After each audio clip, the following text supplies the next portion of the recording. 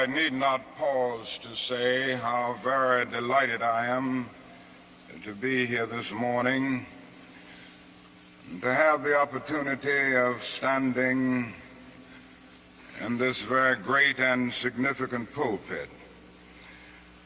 And I do want to express my deep personal appreciation to Dean Sayre and all of the cathedral clergy for extending the invitation. It is always a rich and rewarding experience to take a brief break from our day-to-day demands in the struggle for freedom and human dignity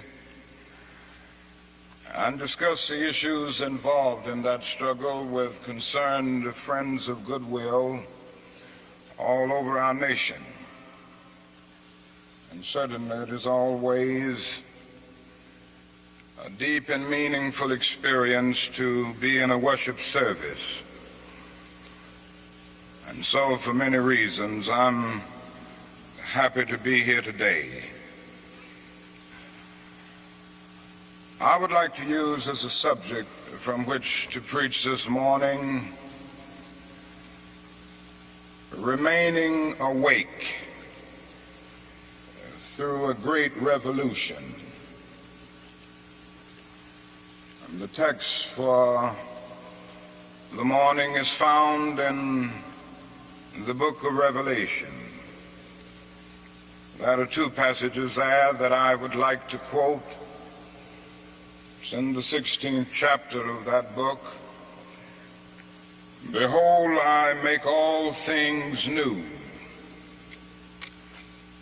Former things are passed away. I'm sure that most of you have read that arresting little story from the pen of Washington Irving entitled Rip Van Winkle. The one thing that we usually remember about the story is that Rip Van Winkle slept 20 years. But that is another point in that little story that is almost always completely overlooked. It was a sign in the end from which Rip went up in the mountain for his long sleep. When Rip Van Winkle went up in the mountain, the sign had a picture of King George III of England. When he came down 20 years later, the sign had a picture of George Washington, the first president of the United States. And Rip Van Winkle looked up at the picture of George Washington, but in looking at the picture, he was amazed. He was completely lost. He knew not who he was. And this reveals to us that the most striking thing about the story of Rip Van Winkle is not merely that Rip slept 20 years, but that he slept through a revolution. While he was peacefully snoring up in the mountain, a revolution was taking place that at points would change the course of history.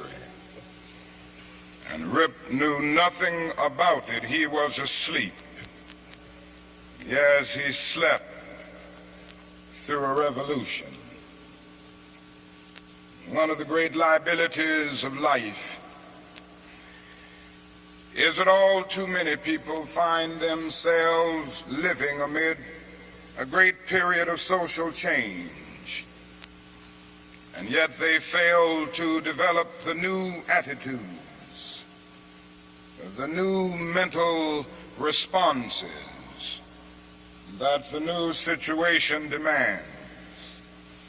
And they end up sleeping through a revolution.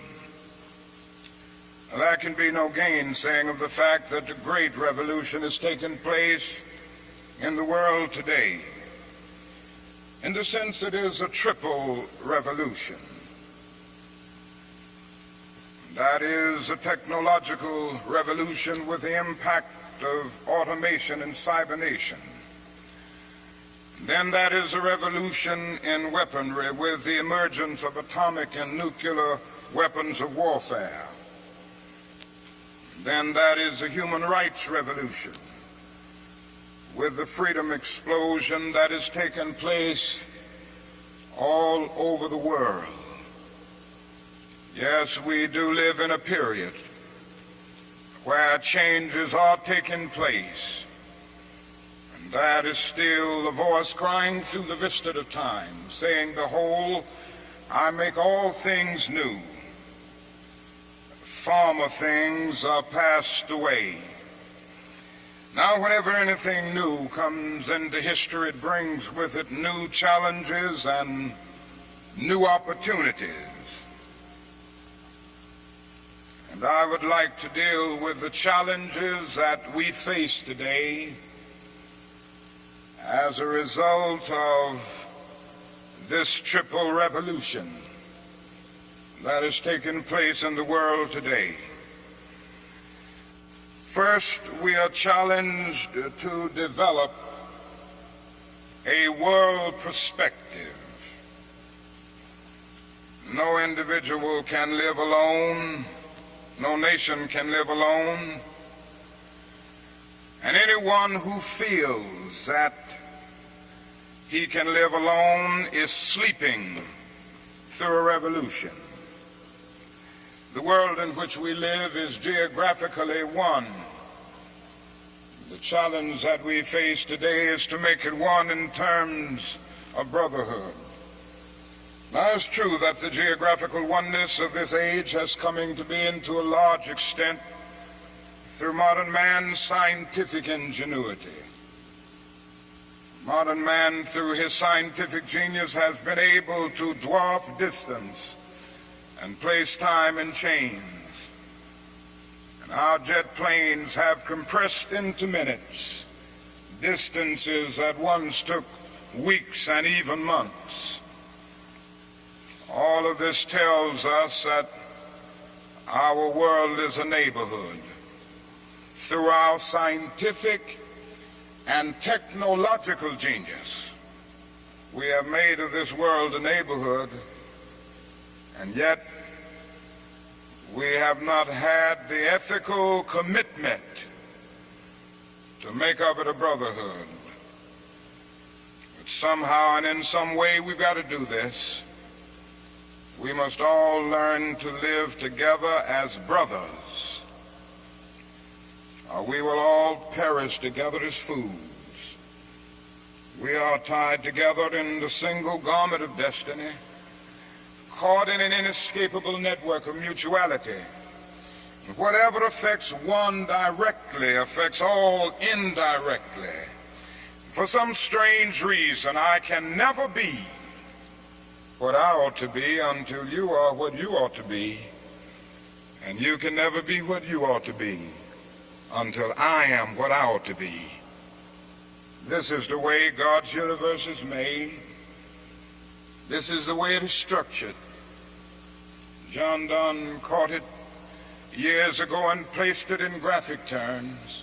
No man is an island entire of itself. Every man is a piece of the continent, a part of the main. And he goes on toward the end to say, any man's death diminishes me because I am involved in mankind. Therefore never sin to know for whom the bell tolls. It tolls for thee. We must see this, believe this, and live by it if we are to remain awake through a great revolution. Secondly, we are challenged to eradicate the last vestiges of racial injustice from our nation.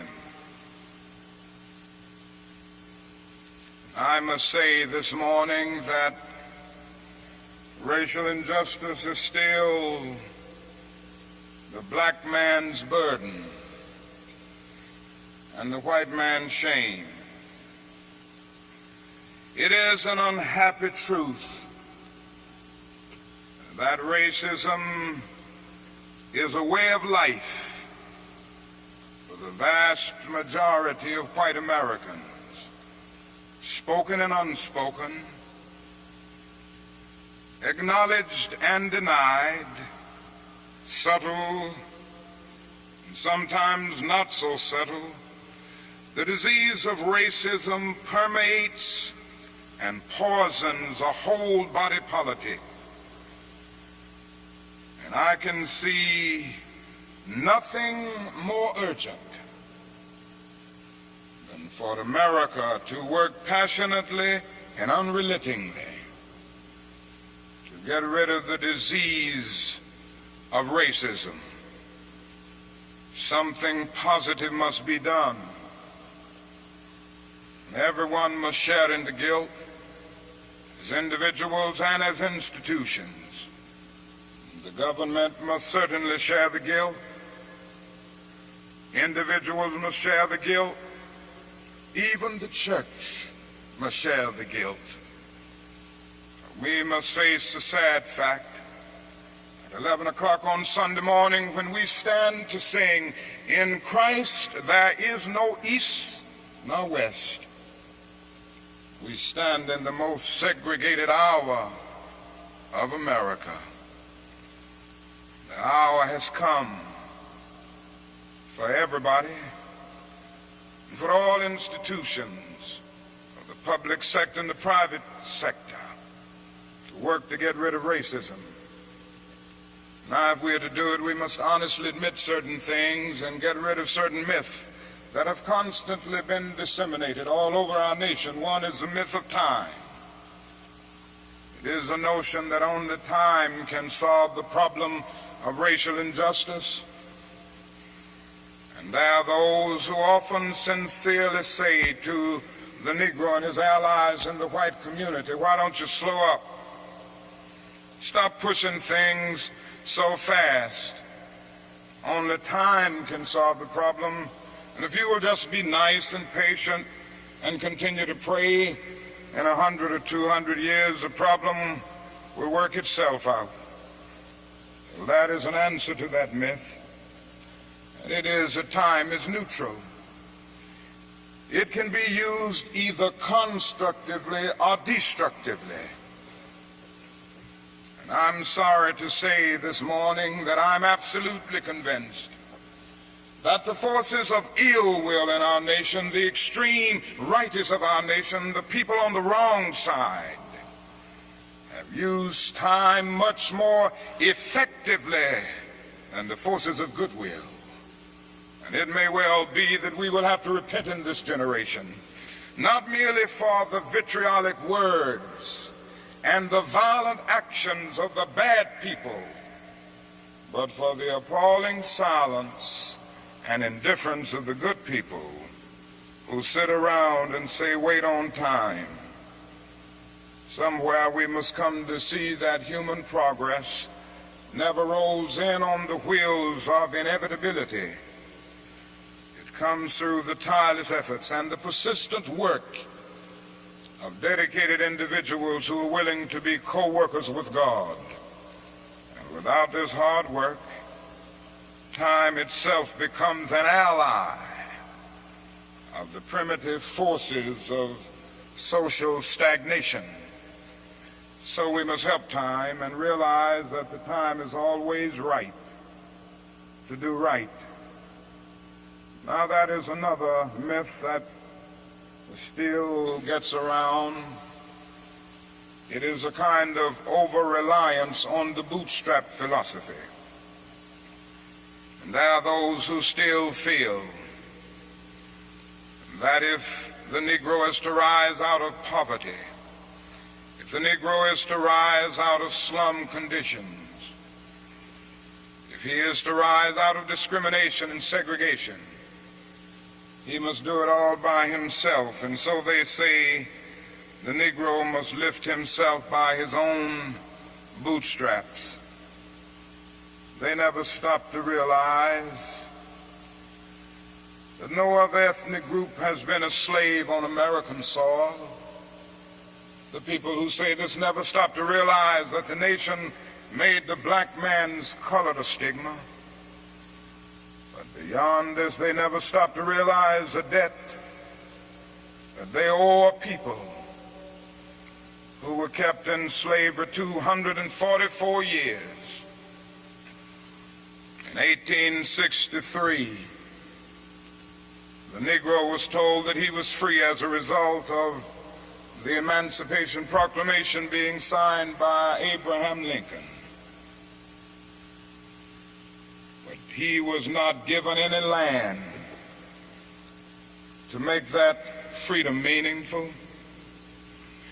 It was something like keeping a person in prison for a number of years and suddenly discovering that that person is not guilty of the crime for which he was convicted.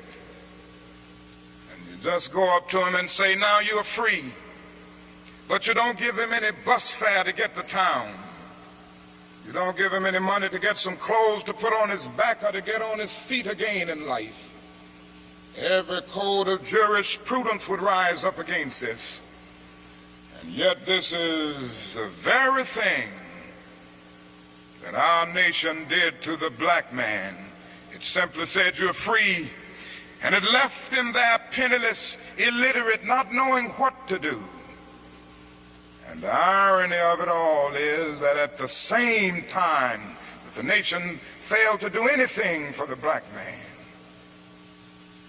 through an act of Congress, it was giving away millions of acres of land in the West and the Midwest, which meant that it was willing to undergird its white peasants from Europe with an economic floor. But not only did it give the land, it built land-grant colleges to teach them how to farm.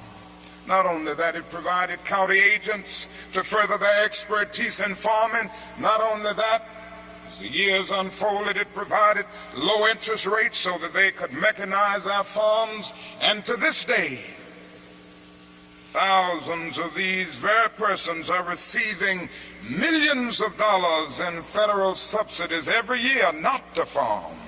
And these are so often the very people who tell Negroes that they must lift themselves by their own bootstraps.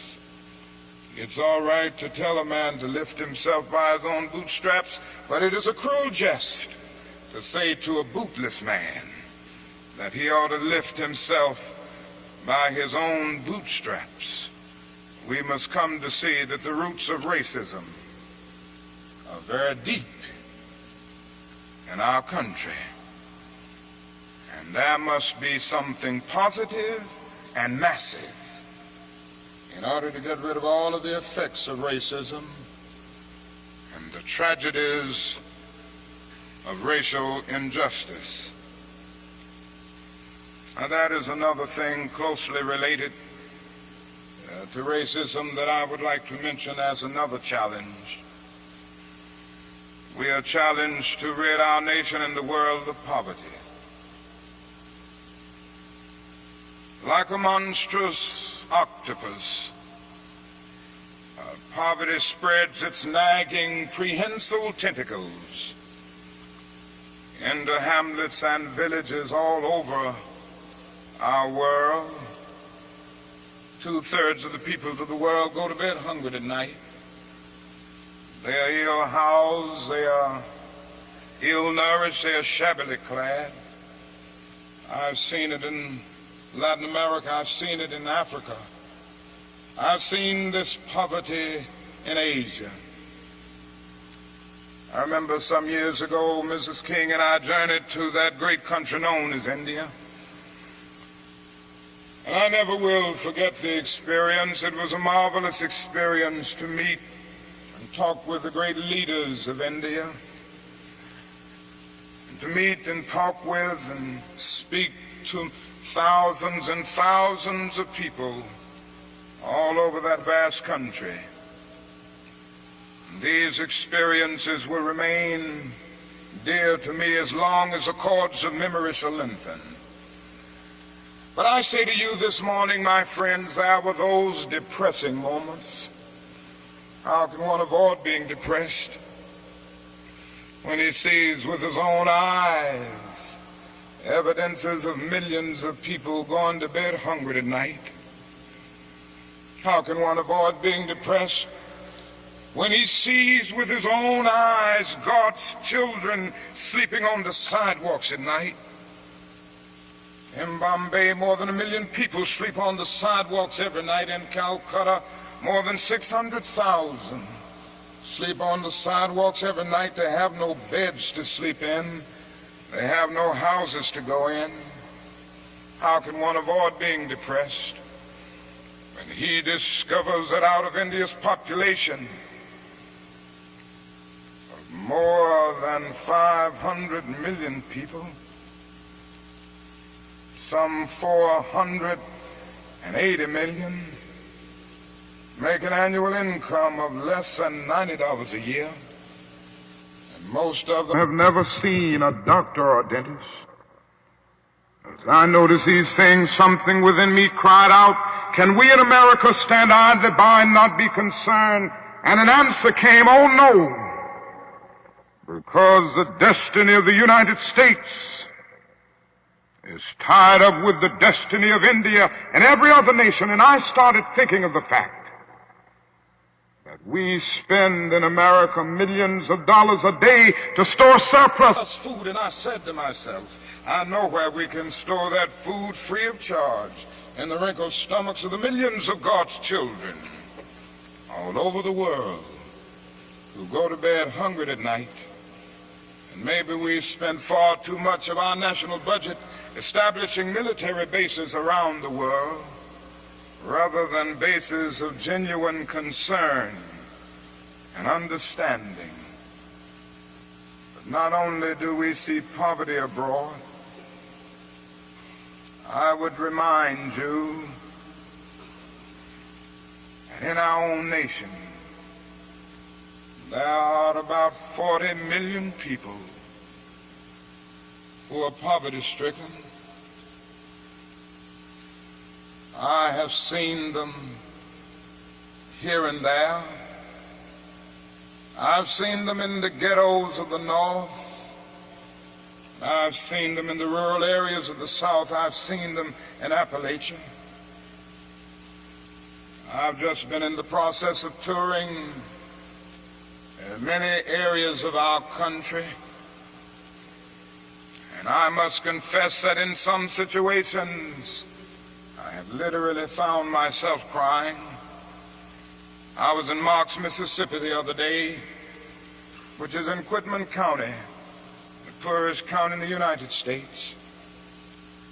I tell you, I saw hundreds of little black boys and black girls walking the streets with no shoes to wear.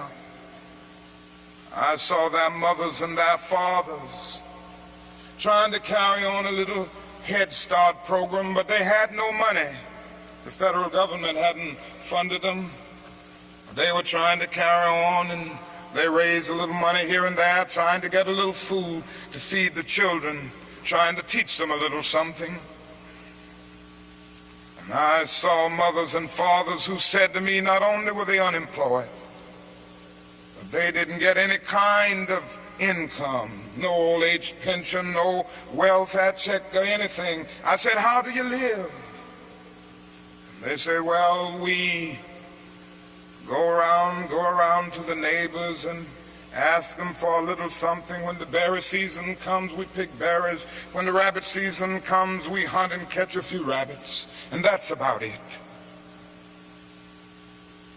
And I was in Newark and Harlem just this week.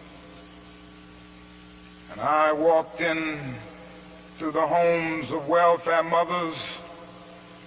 I saw them in conditions, no, not with wall-to-wall carpet, but wall-to-wall rats and roaches. I stood in an apartment, and this welfare mother said to me, the landlord will not repair this place. I've been here 2 years. He had made single repair. She pointed out her little boy who was a victim of lead poisoning. She pointed out the walls with all of the ceiling falling through. She showed me the holes where the rats came in. And she said, night after night, we have to stay awake, keep the rats and the roaches from getting to the children. I said, how much do you pay for this apartment? She said, $125. And I looked and I thought and said to myself, it isn't worth $60. Poor people are forced to pay more for less, living in conditions day in and day out where their whole area is constantly drained without being replenished. It becomes a kind of domestic colony. And the tragedy is, so often, these 40 million people are invisible because America is so affluent, so rich, because our expressways carry us away from the ghetto. We don't see the poor. Jesus told a parable one day, and he reminded us that a man went to hell because he didn't see the poor. His name was Diocese. He was a rich man. And there was a man by the name of Lazarus, who was a poor man, but not only was he poor, he was sick. Sores were all over his body. He was so weak that he could hardly move.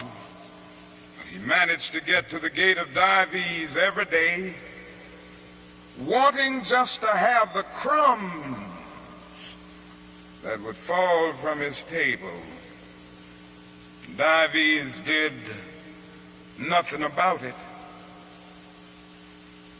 Parable ends saying, Diocese went to hell, and there was a fixed gulf now between Lazarus and Diocese. Now, that is nothing in that parable which says that Diocese went to hell because he was rich.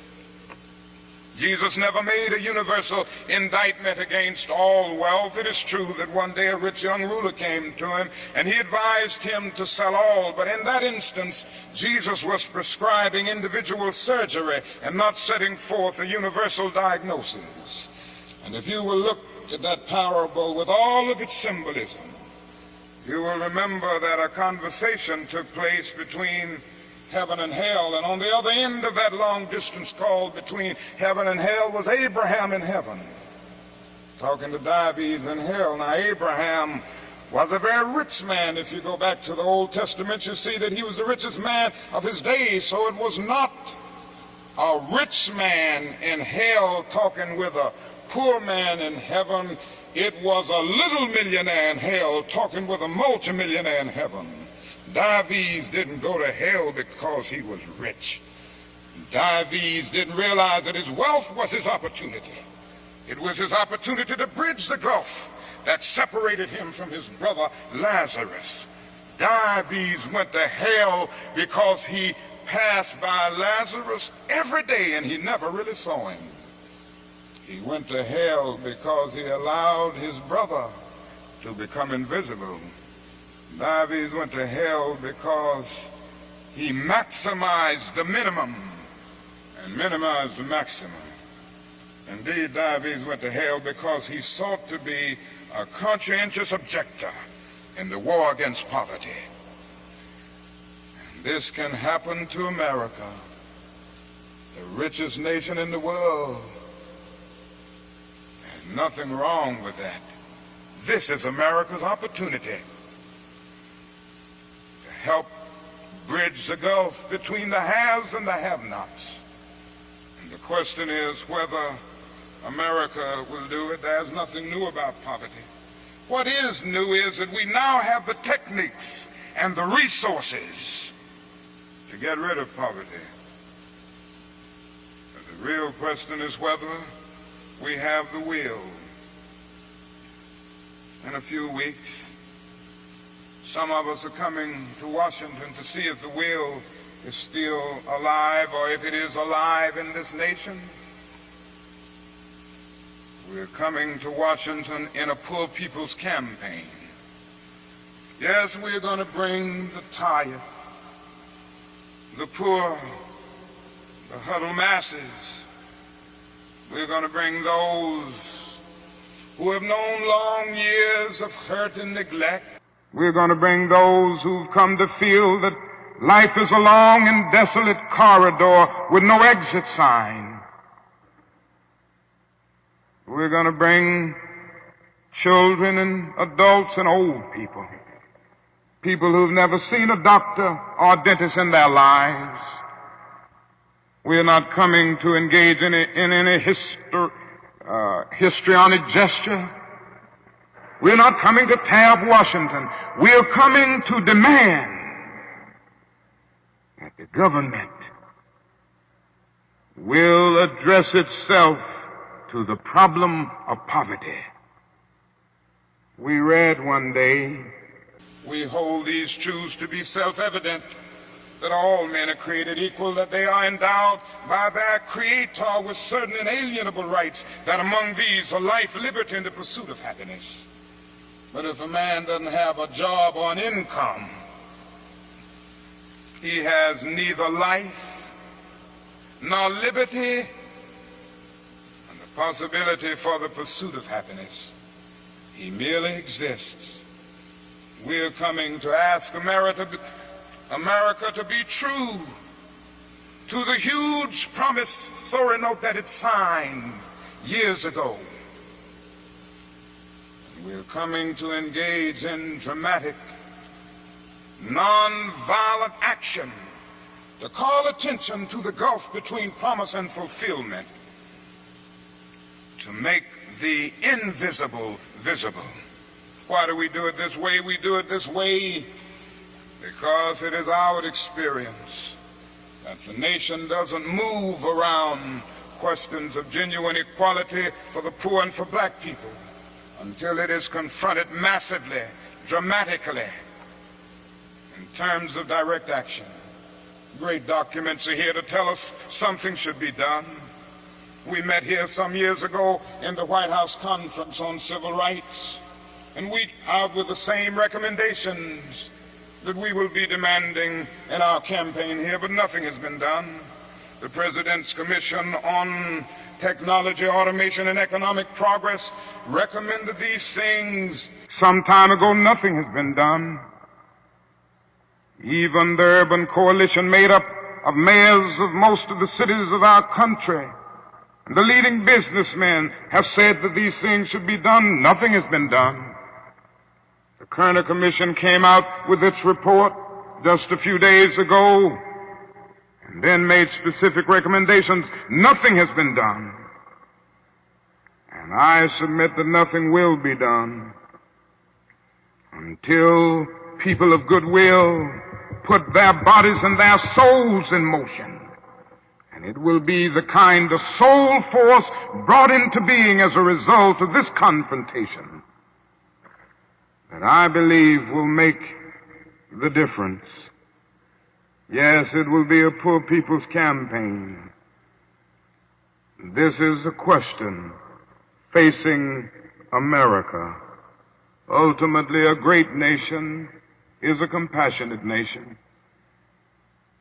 America has not met its obligations and its responsibilities to the poor. One day, we will have to stand before the God of history, and we will talk in terms of things we've done. Yes, we will be able to say, we build gargantuan bridges to span the seas. We build gigantic buildings to kiss the skies. Yes, we made our submarines to penetrate oceanic depths. We brought into being many other things with our scientific and technological power. It seems that I can hear the God of history saying, that was not enough, but I was hungry, and ye fed me not. I was naked, and ye clothed me not. I was devoid of a decent sanitary house to live in, and ye provided no shelter for me. And consequently, you cannot enter the kingdom of greatness. If ye do it unto the least of these, my brethren, ye do it unto me. That's the question facing America today. And I want to say one other challenge that we face is simply that we must find an alternative to war and bloodshed. Anyone who feels, and there are still a lot of people who feel that way, that war can solve the social problems facing mankind, is sleeping through a revolution. President Kennedy said on one occasion, mankind must put an end to war, or war will put an end to mankind. The world must hear this.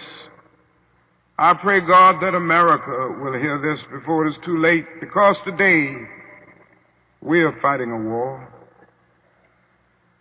I'm convinced that it is one of the most unjust wars that has ever been fought in the history of the world. Our involvement in the war in Vietnam has torn up the Geneva Accord. It has strengthened the military-industrial complex. It has strengthened the forces of reaction in our nation. It has put us against the self-determination of the vast majority of Vietnamese people and put us in a position of protecting a corrupt regime that is stacked against the poor. It has played havoc with our domestic destinies.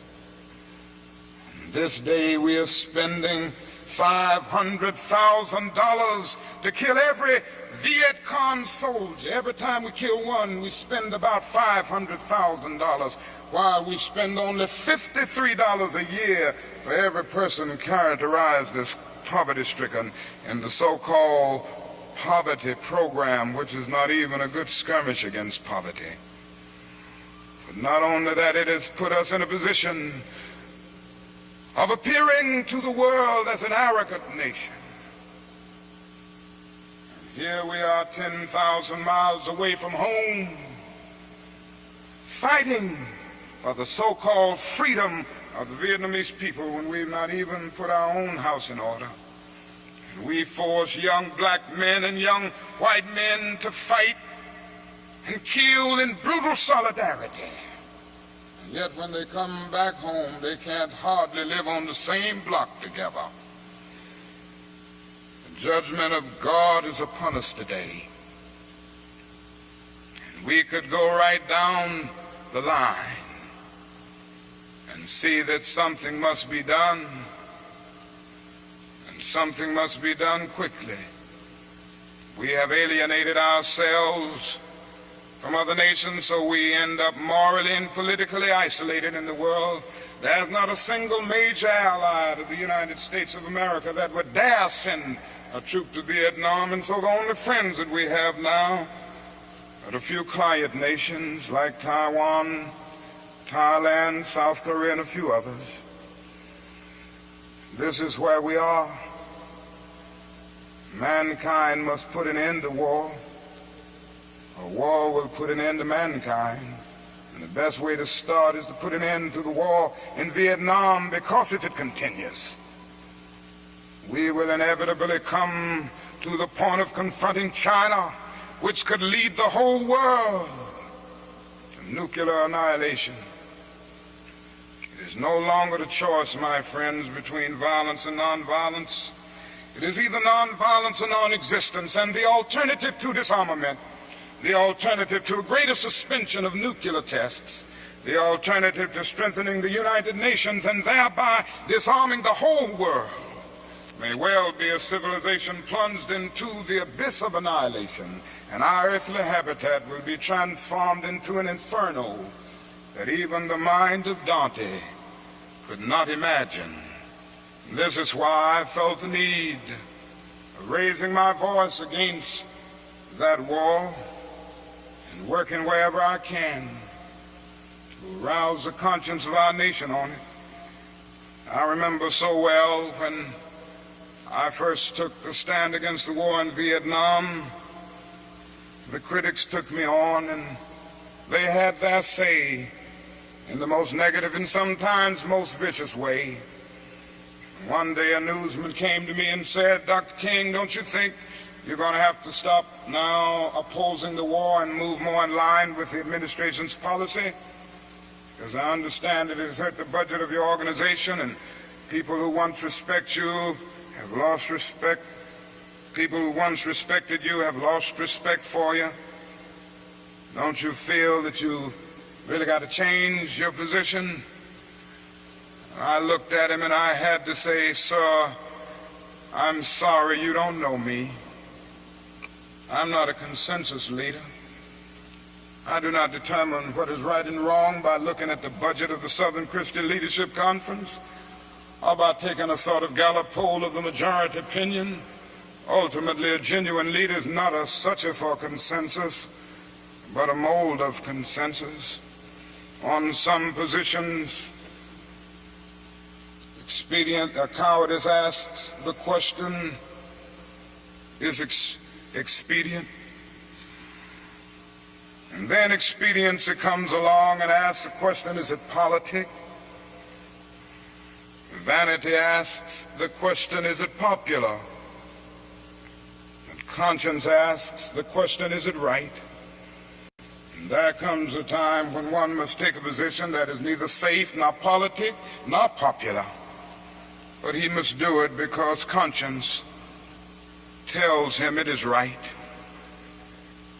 And I believe today that that is a need for all people of goodwill to come with a massive act of conscience and say, in the words of the old Negro spiritual, we ain't gonna study war no more. This is the challenge facing modern man. Let me close by saying that we have difficult days ahead in the struggle for justice and peace. But I will not yield to a politic of despair. I'm going to maintain hope. As we come to Washington in this campaign, the cards are stacked against us. This time we will really confront a Goliath. And God grant that we will be that David of truth set out against the Goliath of injustice, the Goliath of neglect, the Goliath of refusing to deal with the problems, and go on with a determination to make America the truly great America that it is called to be. I say to you that our goal is freedom, and I believe we're going to get there, because however much she strays away from it, the goal of America is freedom. Abused and scorned though we may be as a people, our destiny is tied up in the destiny of America. Before the Pilgrim Fathers landed at Plymouth, we were here. Before Jefferson etched across the pages of history the majestic words of the Declaration of Independence, we were here. Before the beautiful words of the Star-Spangled Banner were written, we were here. For more than 2 centuries, our forebears labored here without wages. They made cotton king, and they built the homes of their masters in the midst of the most humiliating and oppressive conditions. And yet out of a bottomless vitality, they continue to grow and develop. If the inexpressible cruelties of slavery couldn't stop us, the opposition that we now face will surely fail. We're going to win our freedom because both the sacred heritage of our nation and the eternal will of the Almighty God are embodied in our echoing demands. And so however dark it is, however deep the angry feelings are and the violent explosions are, I can still sing, we shall overcome. We shall overcome because the arc of the moral universe is long, but it bends toward justice. We shall overcome because Carlyle is right. No lie can live forever. We shall overcome because William Cullen Bryant is right. Truth-crushed earth will rise again. We shall overcome because James Russell Lowell is right, as we were singing earlier today. Truth forever on the scaffold, wrong forever on the throne, yet that scaffold sways the future, and behind the dim unknown standeth God within the shadow, keeping watch above his own. With this faith, we will be able to hew out of the mountain of despair the stone of hope. With this faith, we will be able to transform the jangling discords of our nation into a beautiful symphony of brotherhood. Thank God for John, who centuries ago out on a lonely, obscure island called Patmos caught vision of the New Jerusalem descending out of heaven from God, and who heard a voice saying, "Behold, I make all things new. Former things are passed away." God grant that we will be participants in this newness and this magnificent development. If we will but do it, we will bring about a new day of justice and brotherhood and peace. And that day the morning stars will sing together, and the sons of God will shout for joy. God bless you.